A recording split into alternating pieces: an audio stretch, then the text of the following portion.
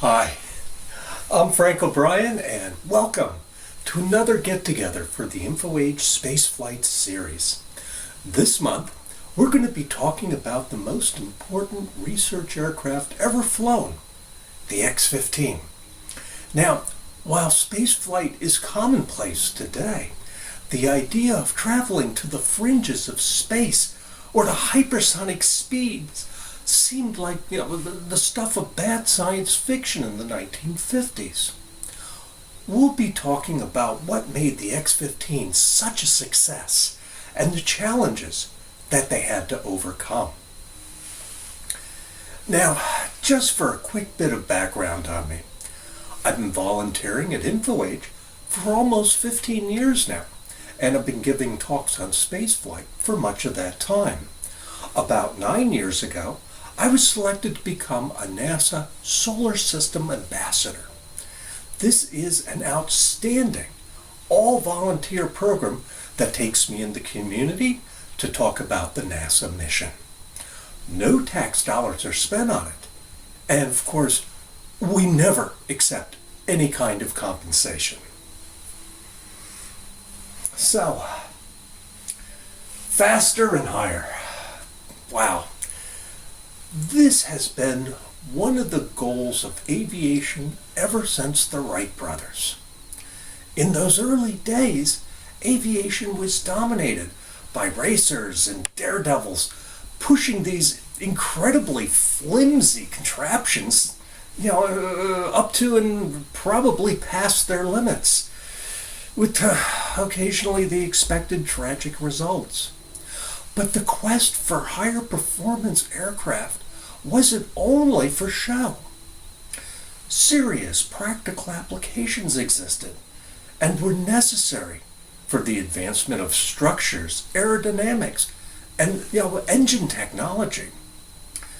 Of course, World War II created a huge demand for aircraft to chase down other fighters, with the advantage tipped toward those who could overtake, outmaneuver, and fly higher and faster than any of their adversaries.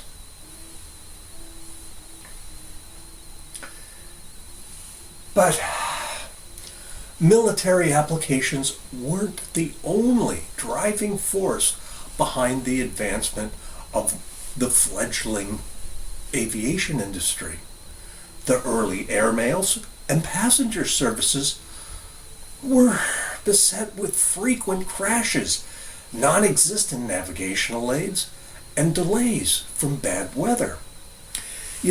Although it's romanticized a lot, flying in as a passenger in some of the early airlines was an experience that really tested the endurance of everyone on board. It shouldn't be much of a surprise that the very first flight attendants were required to be nurses. Flights were at low altitudes because there was no pressurization in the airplanes, and because weather forecasting was still really poorly understood. Unlike today, many of the aircraft had to fly through the storms, much to the complete dismay of everyone on board. Even before the Wright brothers flew their first airplane, Ernst Mach described a phenomenon that occurred when an object moved faster than the speed of sound. Combining that knowledge with the newly developed technology of photography, he was able to photograph a bullet traveling faster than the speed of sound in 1888. Imagine that. That's crazy. That's years and years ago. In motion that is slow, such as when you're driving a car, even at high speed down a highway, air is easily compressible and moves out of the way relatively easily.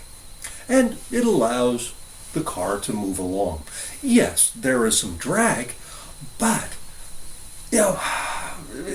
you would notice it if you stuck your hand out of the window, how it's being pushed back. But this is a reasonable amount that your engine can overcome without too much difficulty. As you reach the speed of sound, the physics changes completely.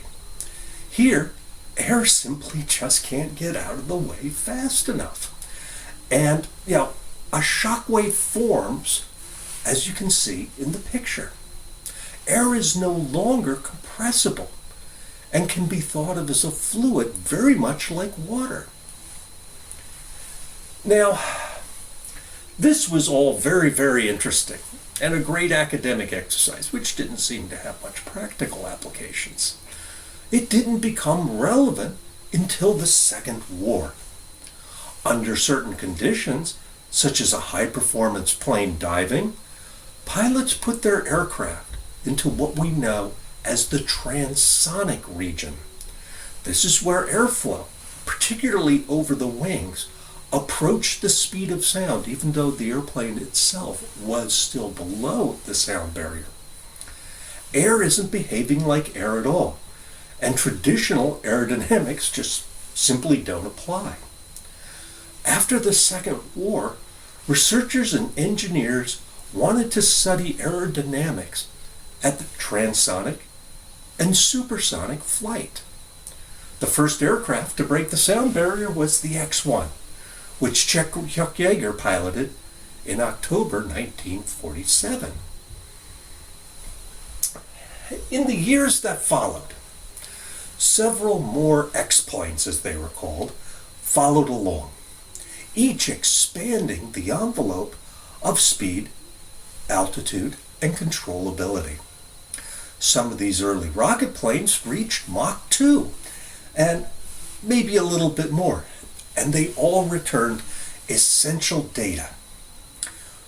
While data on aerodynamics and heating were invaluable, an important realization started to become apparent. At high speeds and high altitudes where the air is thin, the normal pitch, roll, and yaw of motions often combined violently. Although predicted many years ago in theory, this phenomenon, collectively known as inertial coupling, rendered an aircraft completely uncontrollable. Many studies focused on preventing these kind of problems and the possible recovery techniques for pilots if they ever got caught in them. By the early 1950s, these aircraft here would all become obsolete.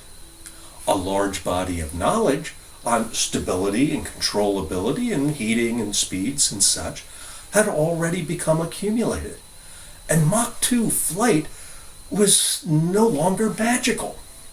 Lockheed, the major aircraft company, was already on its way to mass producing 2,500 F-104 fighters, which were regularly capable of flights over Mach 2. Now, having obtained many of the basic answers on supersonic flight, NASA turned its attention to the next round of challenges. Flights at Mach 2 were now becoming routine, and there was little to be gained through incremental advancements, say to Mach 3, Mach 3.5, or even Mach 4. To truly expand the boundaries of the possible, a dramatic leap in capabilities was necessary. So, a proposal went out to the major aircraft manufacturers of the time, and 4 of them responded. The requirements were really pretty daunting. First, a bold leap in speed was necessary, from the existing Mach 2 aircraft all the way up to a goal of Mach 7. That's almost 5,000 miles an hour. This would also give the aircraft the ability to reach an altitude of 400,000 feet, 75 miles above the Earth. It was well known that flight at such speeds would generate tremendous amounts of heat at temperatures that would easily melt any conventional aircraft metal, and flying at high speeds, again, introduces terrible controllability problems. And new control systems had to be invented because otherwise the plane would just not be stable enough to fly. Now, none of these issues were a surprise to the manufacturers. All the proposals contained detailed information on how to address the most basic of the problems. Heating. When any object travels through the atmosphere at supersonic speed, a combination of friction from the air and compressive heating creates temperatures upwards of 1400 degrees Fahrenheit. Standard aluminum aircraft loses its strength far below that point, and even stainless would weaken and fail far below that design temperature. Inconel X, which today would be called a superalloy, is a nickel-based alloy that could handle these kind of temperatures. It was terribly heavy, almost impossible to machine, but it was able to maintain its strength at such extreme temperatures. Stability at high Mach numbers was the other key issue that needed to be addressed. A number of severe control issues were discovered in the earlier X-planes, and keeping the aircraft under control using only manual inputs from the pilot was quickly realized to be almost impossible. Because of these instabilities, an entirely new type of autopilot had to be invented to ensure that the X-15 would not simply tumble out of control and crash.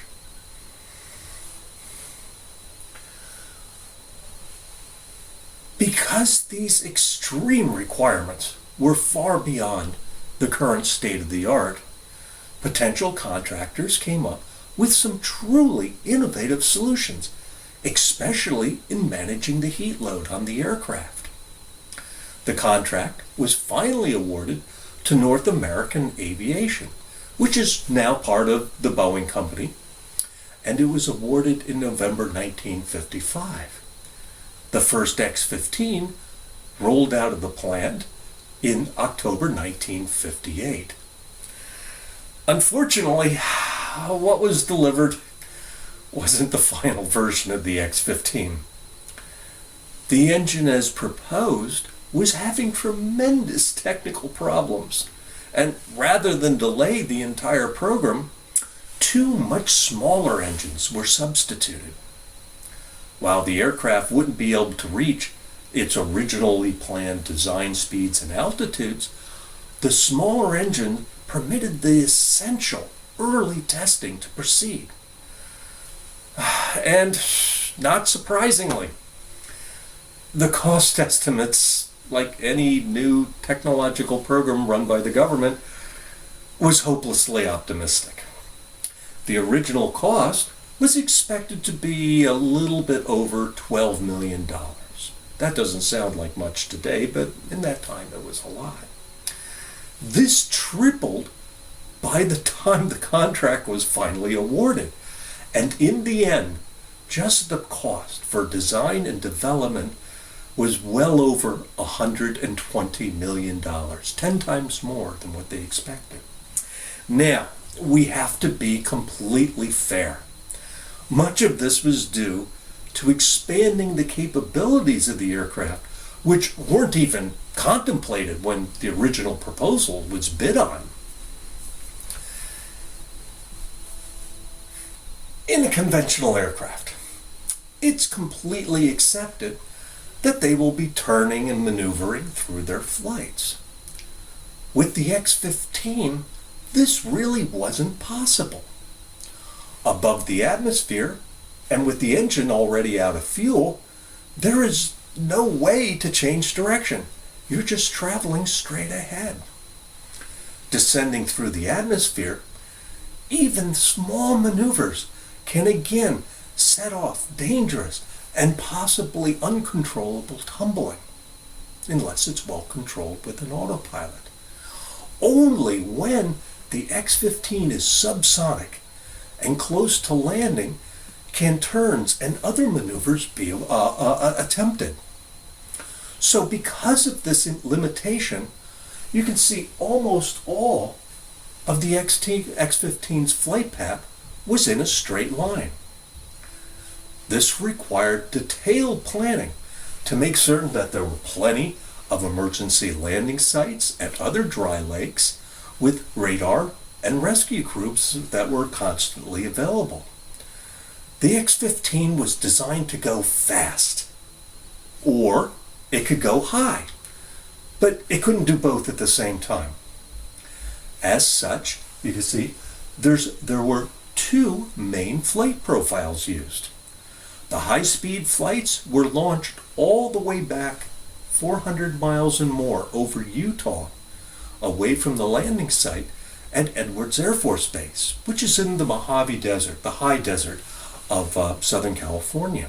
For the high-altitude flights, the aircraft were launched much closer to Edwards because all the energy was used to gain altitude, not speed.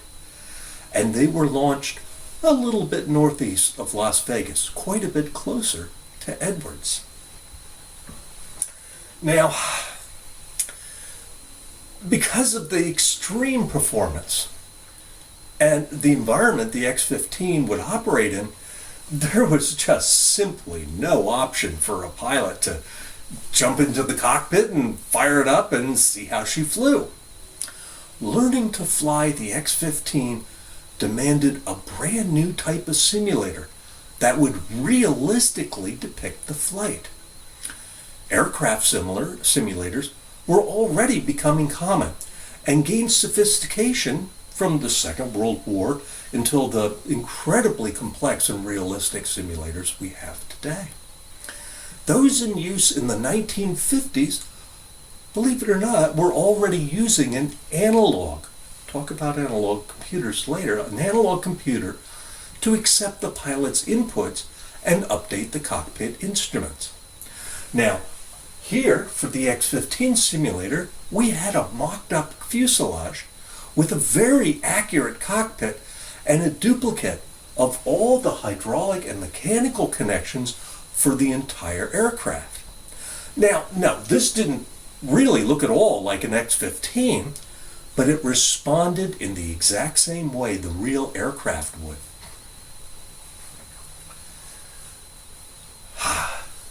Tech. Key to the success of the X-15 simulators was a collection of analog computers designed by the leader in the industry, EAI.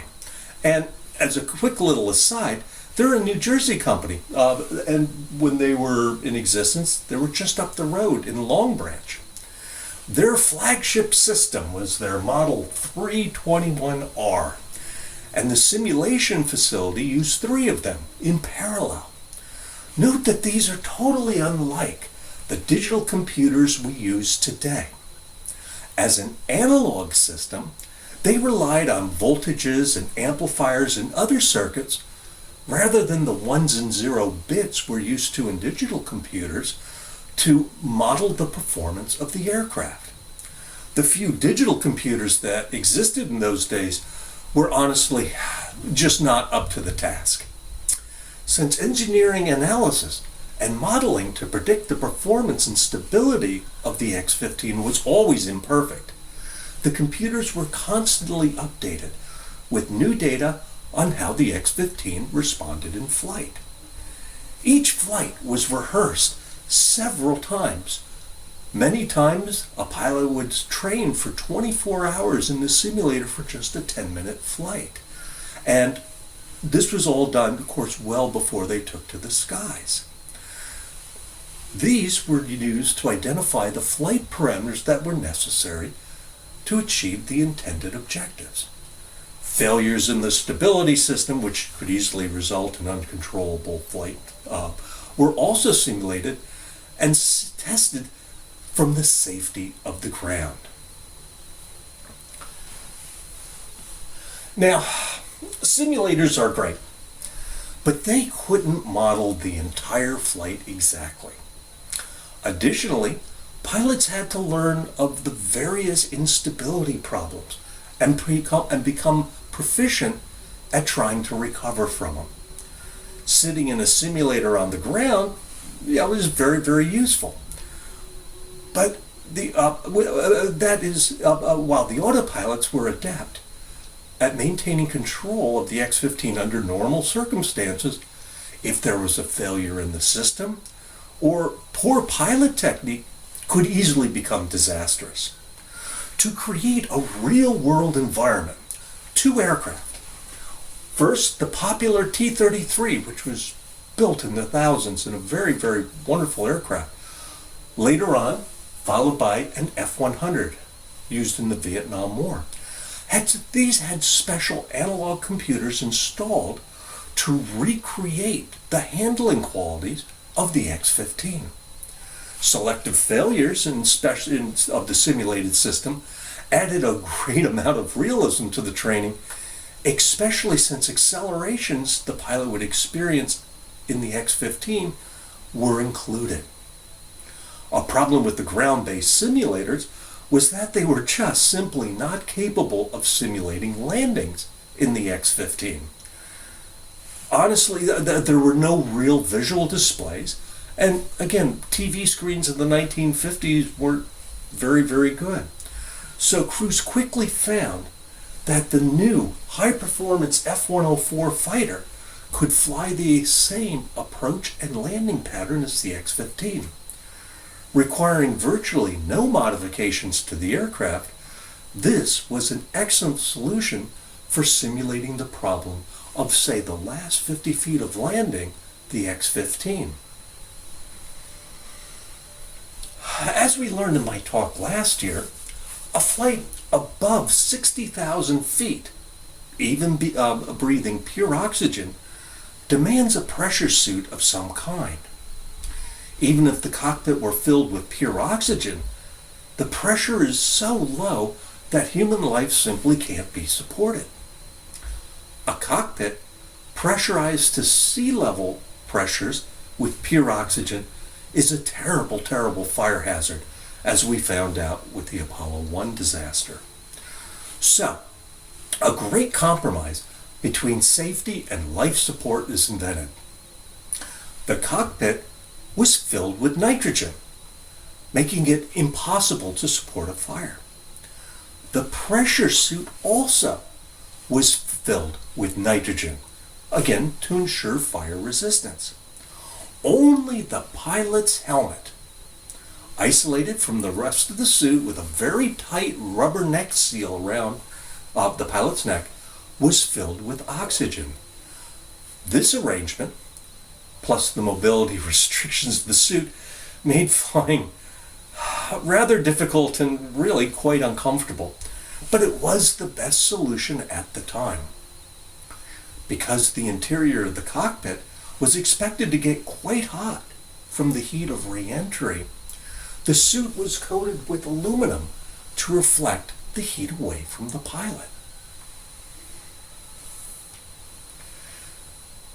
In addition to the requirements for high speed and altitude, of course, researchers needed to investigate how to design a structure that could survive the 1200 to 1400 degree temperatures that the flights would encounter when they returned from some of these high altitude missions.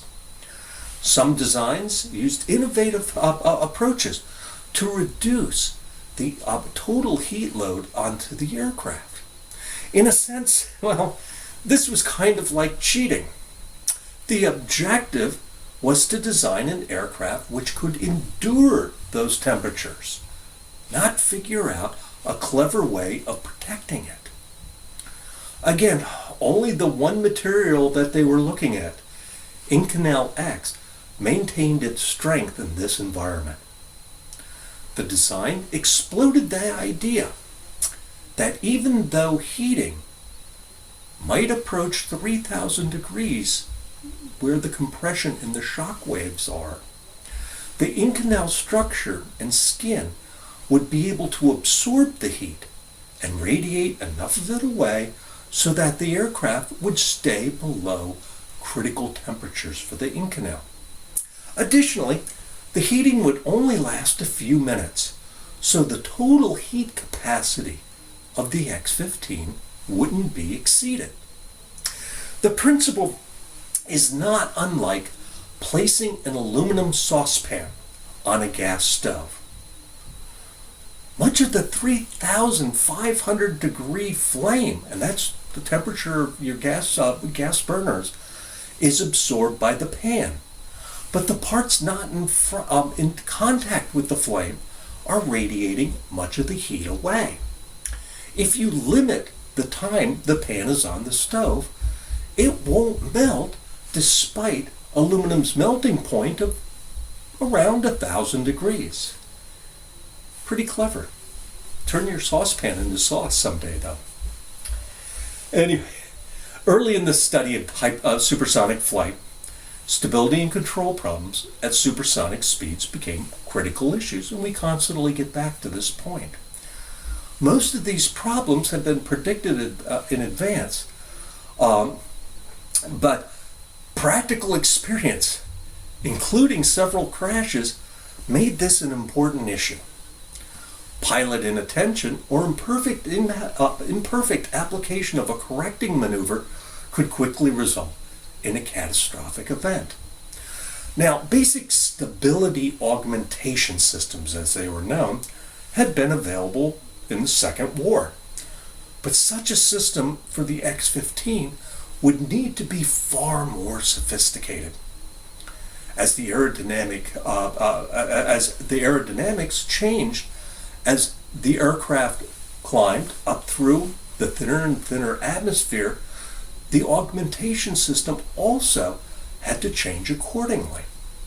Once above the practical limits of the atmosphere, the normal control surfaces that are on an airplane become useless.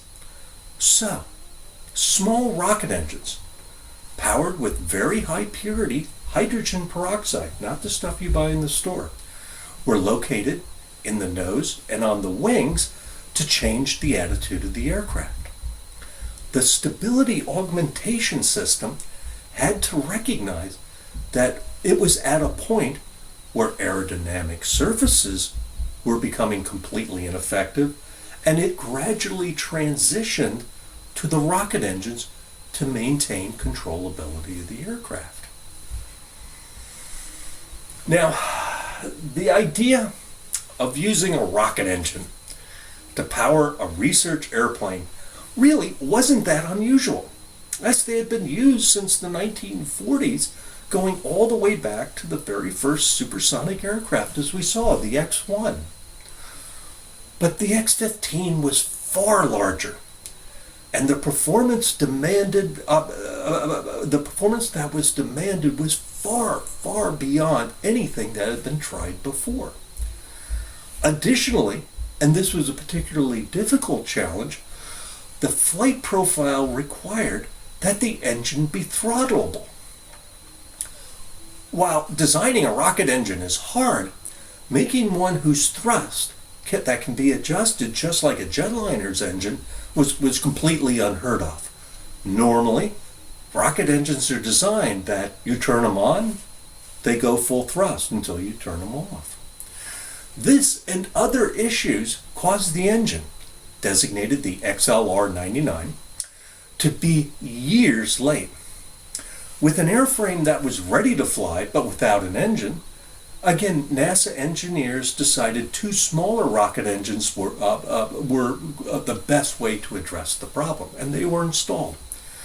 While creating nowhere near the thrust of the big engine, they allowed all the important early testing to go on and gave engineers and pilots important confidence and experience in the X-15.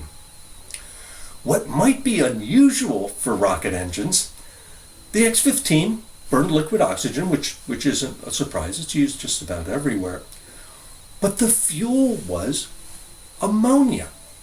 Ammonia turns out to be a really great choice. It's an excellent coolant, has a high energy density, and is only mildly cold. When liquid, it's only about 28 degrees below zero. While chilly, this is a big contrast to the nearly 300 degrees Fahrenheit below zero of liquid oxygen. Additionally, rockets that use variations on kerosene, which are very, very common nowadays, suffer from a problem called coking, where carbon deposits build up and hurt engine performance terribly, and you have to spend a lot of time cleaning them. Without carbon atoms, ammonia burned very, very cleanly, thus avoiding the problem, and it allowed for easy reusability. Finally, with years of research and development behind them, the X-15 was ready to fly.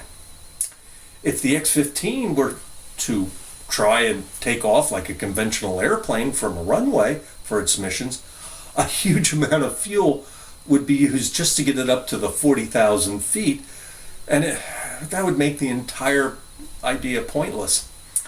To conserve fuel and to give it a head start on speed and altitude, the X-15 was tucked under the wing of a B-52.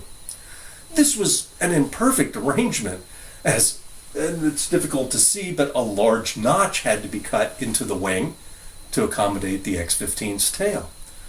Additionally, it was mounted up right next to the engines of the B-52, and there was a lot of analysis to make certain that just the sheer acoustic noise wouldn't fatigue the structure. The first part of an X-15's mission was to fly out to the launch area, which is often an hour-long flight. Climbing to 40,000 feet, and at a speed of about 500 miles an hour, the X-15 was dropped to begin its flight. The total flight time was often less than 10 minutes, with a landing, hopefully, on the dry lake bed at Edwards Air Force Base. Now, as a brand new research airplane with lots of untried technologies, it's not surprising that only about 60% of the flights actually attempted have resulted in the X-15 actually flying. The reasons for this were wide and varied. Seemingly trivial things, like a radio failure, was enough to prevent a flight. Others were a lot more serious. The units that generated hydraulic pressure and electrical power, called auxiliary power units, were especially troublesome, and the stability system had frequent failures. Still, these were the expected growing pains in a brand new and untried program. Extensive data was collected on heating, aerodynamics, and stability, but these weren't the only missions for the X-15. From the unique vantage point of space, civilian and military scientists tested new sensors and took photographs of astronomical phenomena. In an experiments bay located right behind the pilot, doors opened up to expose the instruments. A few missions were equipped with little special pods on the wingtips, and you can see that in this picture. And the intention was to collect dust from meteorites. Also, they were looking for radioactive particles from Soviet nuclear tests to characterize them. So many of these experiments were classified, and unfortunately, there isn't a lot of information on the results. Now, it must be remembered that flying experimental, high-performance aircraft is dangerous. Test pilots, by their very nature, know this well, and they watched many of their friends get killed in the machines that they were trying to master. The X-15 was no different. 3 different accidents and 1 ground explosion occurred during the lifetime of the program. only on the second powered flight. Pilot Scott Crossfield ignited his engine and pitched up to begin his mission. Seconds later, there was a small explosion, and he got a light in the cockpit saying that he was on fire. Knowing that the mission was over, he started to dump the fuel and oxidizer in order to lighten the X-15 for landing. Unfortunately, he wasn't high enough, and there wasn't enough time to complete the propellant dump, and the aircraft landed very heavy and quite hard on the dry lake bed. The extra mass on landing was enough to break the back of the X-15. But no fire occurred, and Crossfield walked away unharmed. Surprisingly, this damage is considered minor, and the X-15 was quickly repaired. Now, there's an old saying in aviation that any landing you can walk away with is a good one. And any landing where you can use the airplane the next day is a great landing. Well, I guess Crossfield's landing was good, but not great. Next year, Crossfield was testing that newly arrived big engine that they had been waiting for. The XLR 99. This was again to be a monster. Testing was actually going quite smoothly, but the engine shut down unexpectedly. Performing the standard restart sequence, Crossfield was greeted by a tremendous explosion near the engine, and it blew the X-15 in half. The front half, with Crossfield still in it, was blasted forward with a force of over 50 times the force of gravity. Emergency services quickly put the fire out and rescued Crossfield from the cockpit. And again, this isn't the best of pictures, but you can see the extent of the damage. The entire engine section is still in the fixture, and the rest of the aircraft has been blown forward maybe 30 feet. Again, the robustness of the X-15 is apparent, and a new aft section was fabricated in only a few months, and the airplane was flying, again.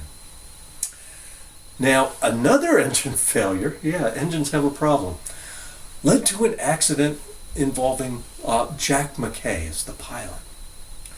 Shortly after dropping off the B-52, he realized the engine was pretty unresponsive, it wouldn't throttle, and it wouldn't generate more than 30% of the thrust he was hoping for.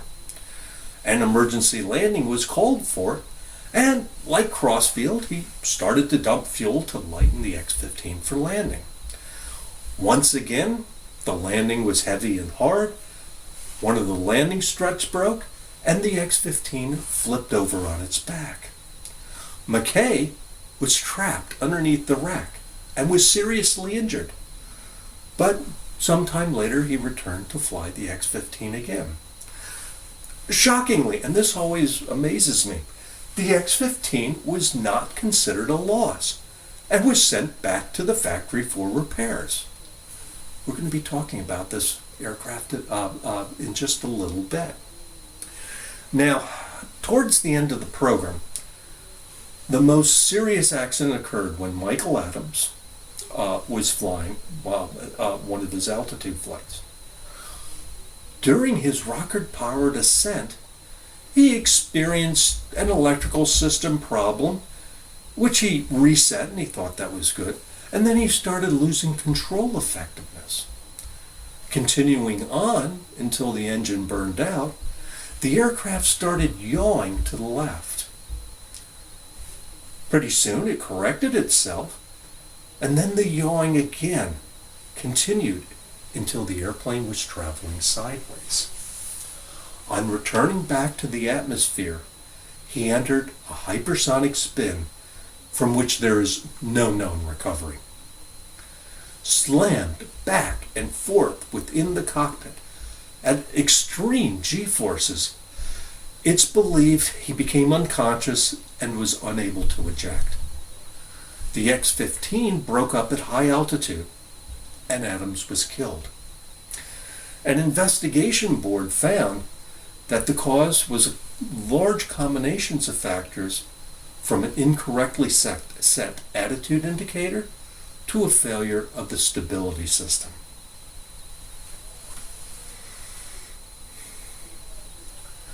Now, after Jack McKay's harrowing crash, the one that was flipped over, the X-15 was sent back to the factory for repairs.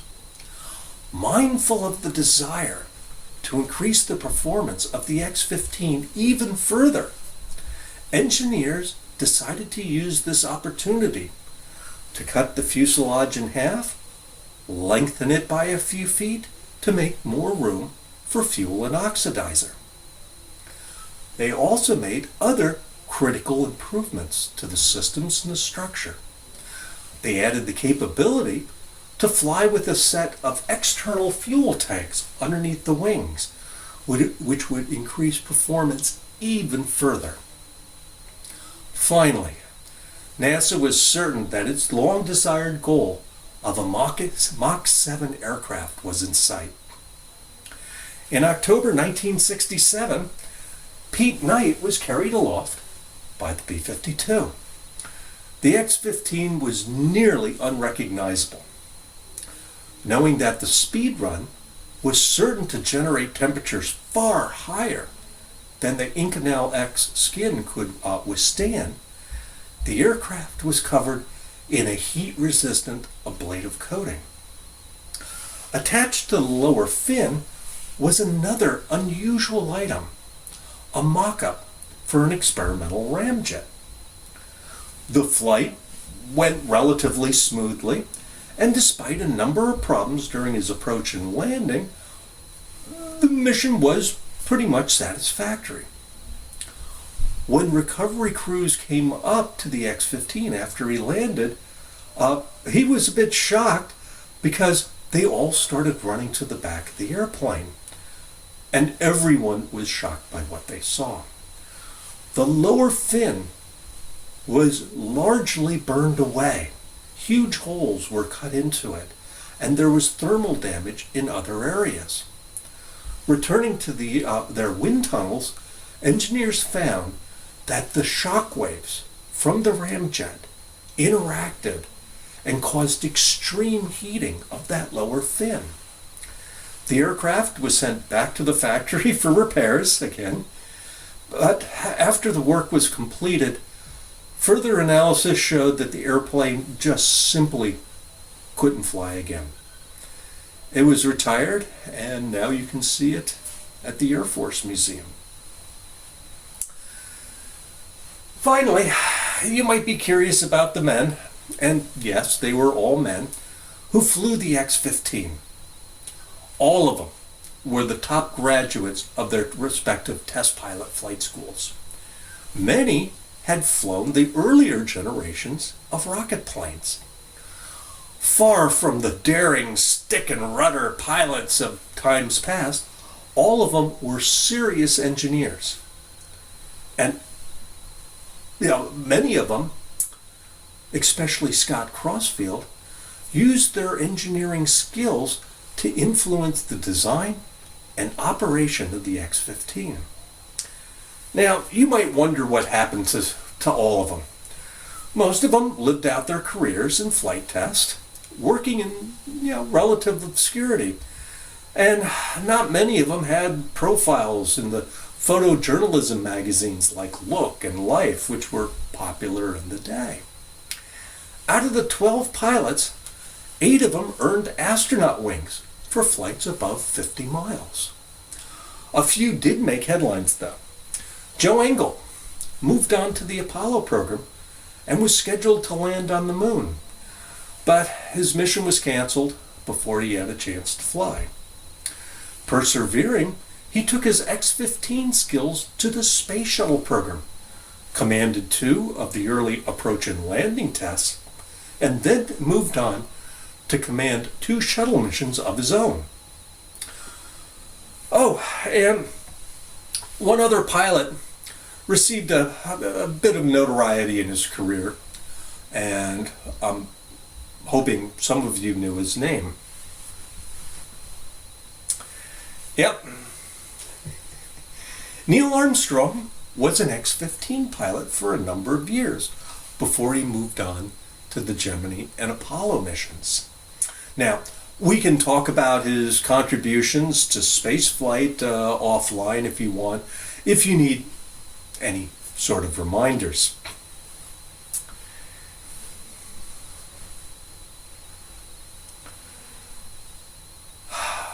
Well, finishing up here, research data accumulated by the X-15 is still being used today. Perhaps its greatest contribution was to the space shuttle. The now reasonably well understood physics of hypersonic flight was probably the X-15's greatest contribution to the shuttle. Lessons on how to address heating led to the still somewhat controversial choice of reusable ceramic tiles. That ablative coating on the X-15 was just not going to cut it. And many of the control laws for stability created during the X-15 program lived on, implemented in the computers of the space shuttle. And spacecraft of the future will certainly be indebted to the kind of research and data developed a half century ago. So, thanks for watching. We're done for today, and we're going to be off for November and December. We're going to be continuing the series in January with a whole new collection of topics. I hope you enjoyed this, and please stay safe and healthy.